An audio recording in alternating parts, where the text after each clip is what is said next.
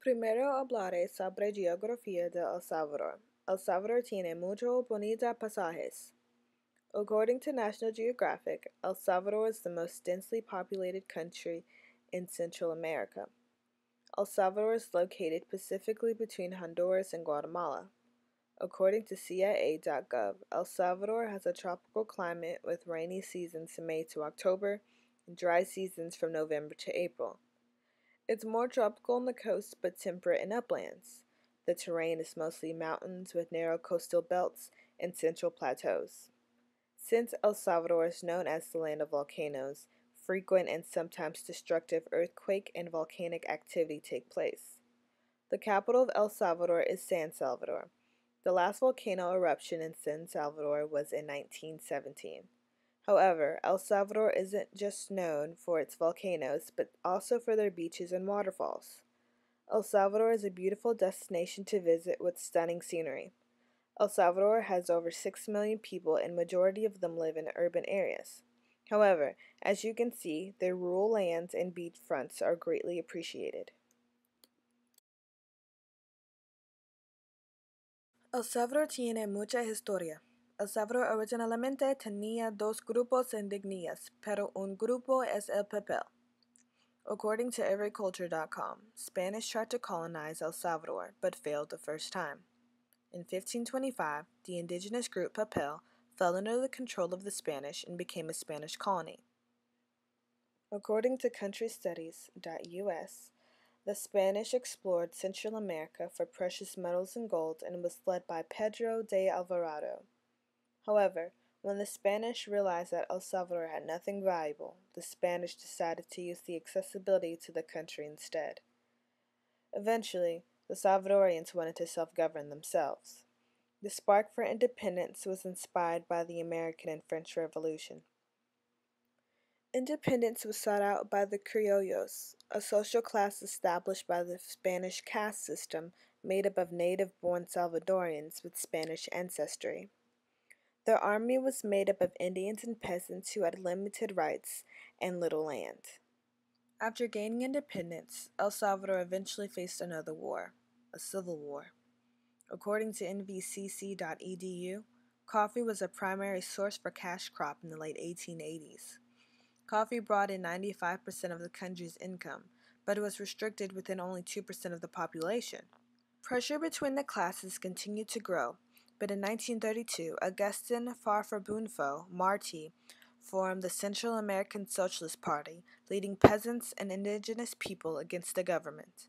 In response, the government used the military to kill anyone who looked Indian or who supported the revolt. This later became known as La Matanza. By the 1970s, both sides were still fighting back. In 1979, another military junta overthrew the government. Promises of change were made, but it never happened. The Civil War began officially in 1980. The military-based government aimed for anyone who might have been supporting social and economic reform. Even the Archbishop Oscar Romero was shot to death. The United States helped aid the government in the war. The only reason the U.S. aided the government was so El Salvador wouldn't get help from communist countries.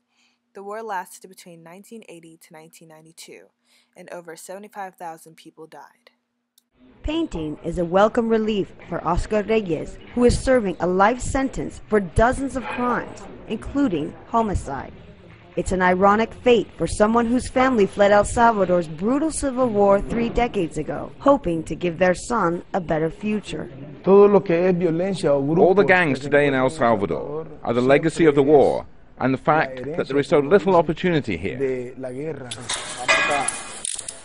But instead of leaving the bloodshed behind, Oscar, like tens of thousands of people who grew up in the shadow of the Civil War, perpetuated the cycle of violence by joining street gangs and turning to a life of crime.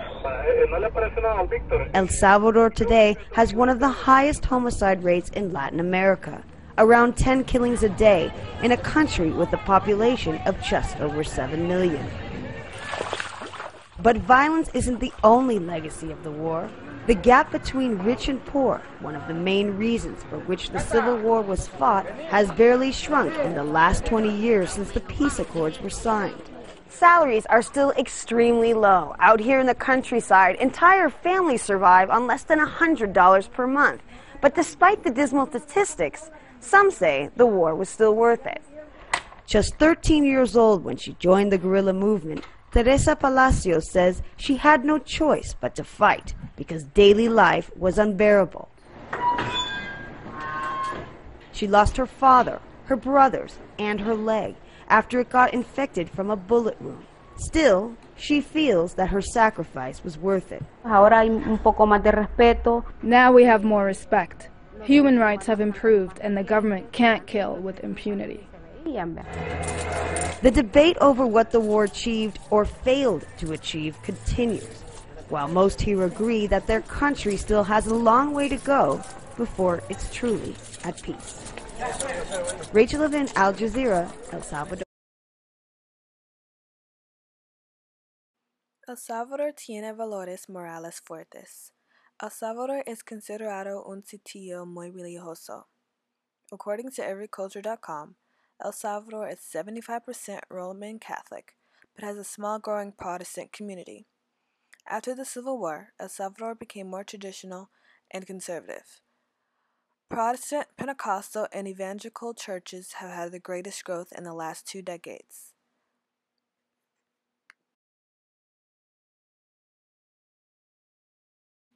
El Salvador no tiene un gobierno fuerte. Su gobierno necesita mejora.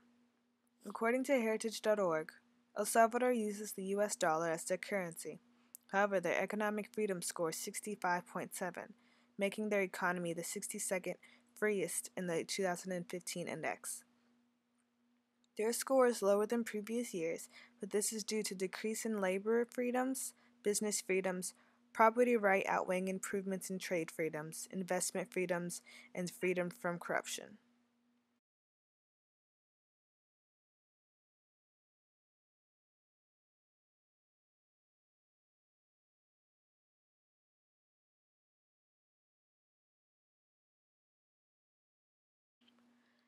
El gobierno de El Salvador celebra el Día de Independencia el 15 de septiembre en 1821.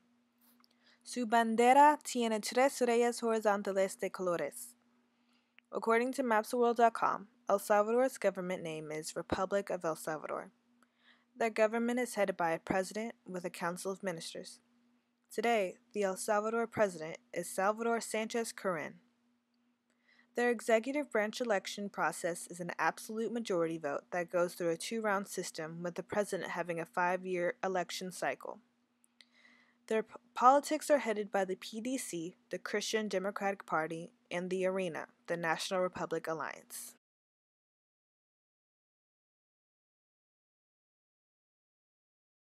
El Salvador es famoso por diverso comida. El Salvador tiene mestiza de cultura por comida. Por ejemplo, mucha comida es español y indignida cultura. A breakfast-type meal would include desayuno salvadoreño with fried plantains. It consists of scrambled eggs with onions, peppers, and tomatoes with plantains on the side with a cup of bean sauce. An antojito, or appetizer, would include a tostada. A tostada is a corn tortilla covered in optional toppings. A traditional Salvadorian meal would be pupusas. A pupusa is made with thick homemade tortillas. The inside of a pupusa typically has melted cheese, cooked pork meat, and refried beans. Huaraches are restaurants and street food. The huaraches is made out of homemade grilled tortilla topped with refried beans, grilled peppers, and melted cheese, and it includes a side of dip.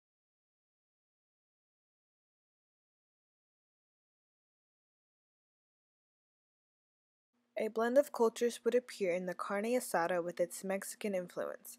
Carne is a thin, tender steak, and it comes with a choice of sides. Finally, for dessert, flan is the most popular. Flan is extremely famous in Latin-speaking countries. It's not extremely sweet, but it has a strong cinnamon taste, and it should not be mistaken as pudding because it's denser.